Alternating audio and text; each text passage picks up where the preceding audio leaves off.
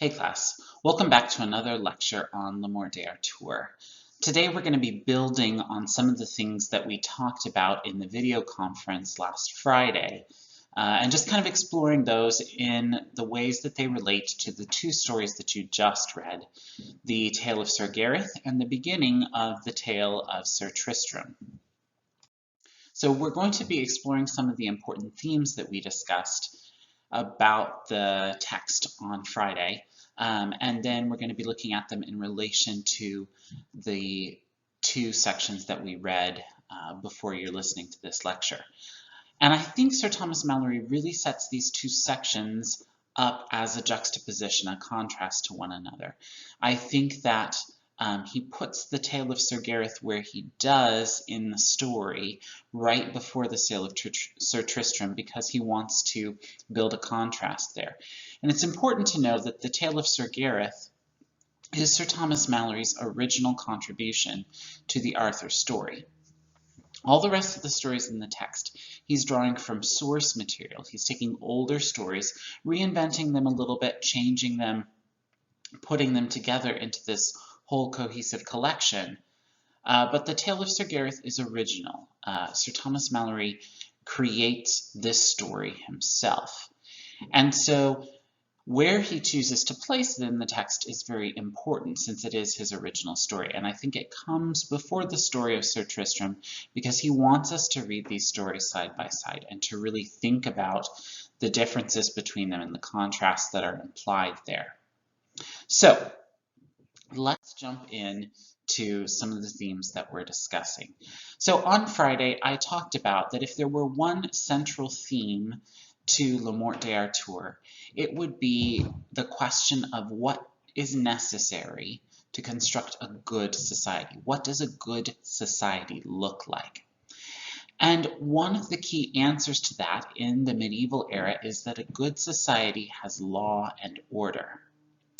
And this is a very understandable answer from the medieval people if you look at the world around them and you look at their worldview and their core beliefs. It's very logical that they should come to the idea that law and order are necessary for a good and structured society.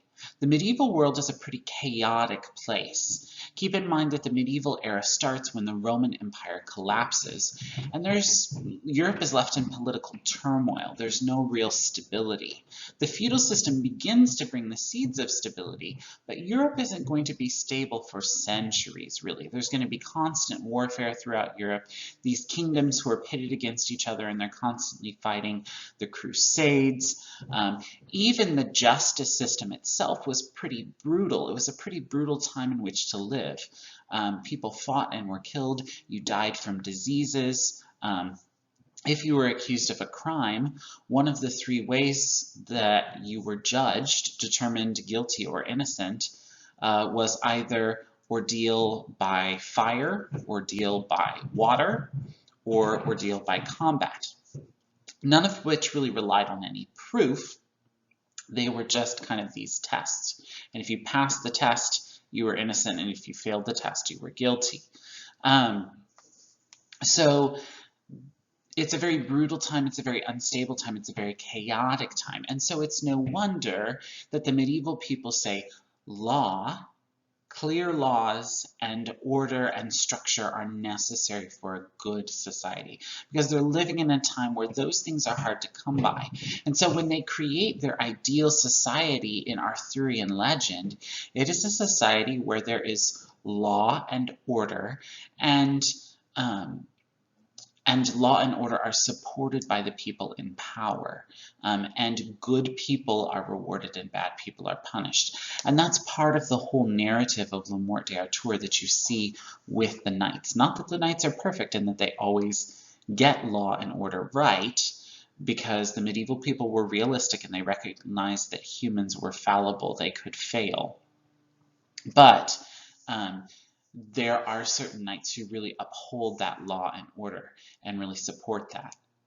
Another element of the medieval reasons for believing in law and order is because medieval Christians believed that God was orderly, that he created the universe in an orderly manner. And we certainly see biblical evidence for that, right? There is a pattern, evening and morning, the first day, evening and morning, the second day, all through 6 days, and then he rests on the seventh day, right? And then that pattern becomes the week. They see creation as orderly, as coming in years and months, cycles of the moon, cycles of the tides, that you have seasons, that you have patterns in the animal kingdom of birth and raising young and then going through that cycle again, right? So they see God as an orderly God, and they see that he has created the universe to be orderly. And so thus, in their mind, the ideal society should be ordered, and there should be laws. They look back at the Old Testament and see that God creates an orderly society for ancient Israel. And so they believe that law and order is necessary to the structure of a good society, partially because they live in a chaotic world, and partially because they're looking at the character of God and they're saying, this is something that God does. He creates order. So laws and chivalry and all of this stuff in the medieval era sought to bring order from the chaos. Did they always succeed? No, not even in the world of stories do they always succeed. And that's part of the tension of the Arthur story, is that there is an attempt to create law and order and to end chaos in England under Arthur's reign. But ultimately, that chaos reemerges, right? At the end of the story, chaos reigns again.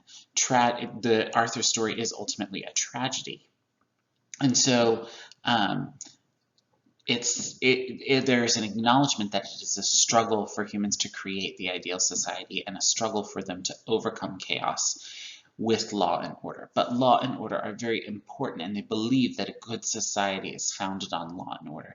And you can see this very clearly as Arthur and Guinevere together kind of give the knights directions, and this should be done, this should not be done, right? And they start to guide and direct the knights into a path of law and order. And those knights in turn go and challenge evil knights who disrupt law and order, who do not do good things, who have barbaric customs, right? And the knights often come and defeat them and end the terrible customs and bring law and order and justice. And so this is a very important theme that we keep seeing throughout the text. We talked also on Friday about two things that are kind of symbolic of law and order and chaos or societal breakdown. And so I mentioned the idea of marriage as symbolic of order, of the structure of society. And I think we see this in particular in contrast between Sir Gareth and Sir Tristram. We have the tale of Sir Gareth first. And Sir Gareth is seen as a prime example of knighthood. He's seen as a really, really good example of what this looks like. He really represents the chivalric ideal. He's humble, he bears with the constant verbal abuse of Lady Lynette. There's just kind of this constant stream of things where he proves that he is the kind of model of chivalry.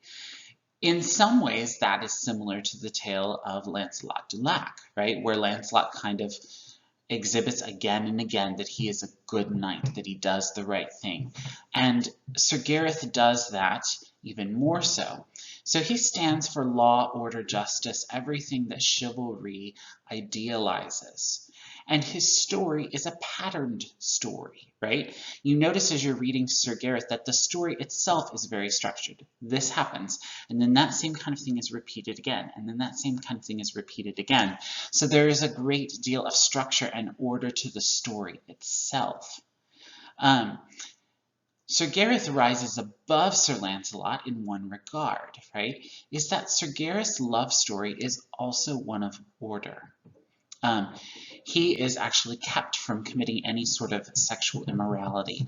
Twice or three times he makes an arrangement with Lady Lioness, who is his love interest, and they've agreed to get married someday, but they're going to kind of get together physically before they actually get married. And each time that happens, Lady Lynette stops them, right? And Sir Gareth says, "What did I do to ever deserve your hatred in this way? I just want to be with the woman I love."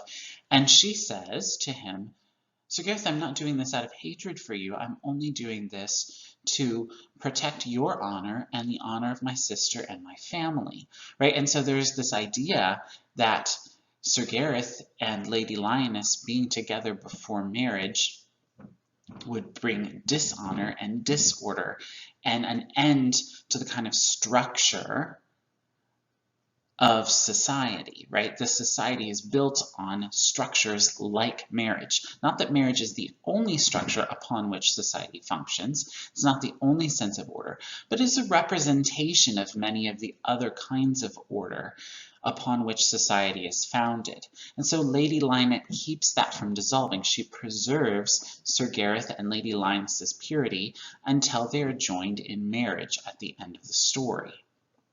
And there's actually a triple marriage at the end of the story. And so marriage is kind of seen as this ideal of the structure of society, that the family unit is the foundational unit of an ordered and structured society, and marriage is symbolic of that. And so the story culminates in that triple marriage. It ends with that symbol of the structure and order of society. So this very ordered and structurally story leads up to a climax, an ending in marriage, which is representative of that order. You can see that it's representative of order also because at the end of the story, in addition to Sir Gareth and his brothers getting married, a number of the knights, in fact, all of the knights that Sir Gareth has defeated and who are still alive, come to pledge fealty to Arthur at the end of the story, right? And so there is this sense of ordered society kind of being brought under the order of the king. And it's interesting that they pledge fealty. Fealty is a kind of love. And so there's kind of an equivalent made between the order and structure of king and servant, right? King and knights, and the marriage relationship. Obviously, it's not a romantic relationship between Arthur and his knights, but the word fealty brings in the language of love there. And so there is this kind of parallel between the marriage relationship and the relationship between king and country, and that is all an orderly and structured thing, and it is done the way it should be done. Now, by contrast, Sir Thomas Malory sets up adultery as symbolic of societal breakdown. And right on the heels of this story about Sir Gareth and marriage and order, we have the story of Sir Tristram and Iseult, which is ultimately a tale of an adulterous relationship. Now, Sir Tristram is a relatable knight. We certainly can relate to them. It's very easy to feel for him and sympathize with him, but he is not the ideal knight. He is strong and powerful, and he does a lot of good things, but his adulterous affair with Iseult taints his character. And Sir Tristram's story is far more chaotic than Sir Gareth's. It's kind of rambling and unstructured, and things just kind of happen and tumble over each other. And there's not a discernible pattern the way there was with the tale of Sir Gareth.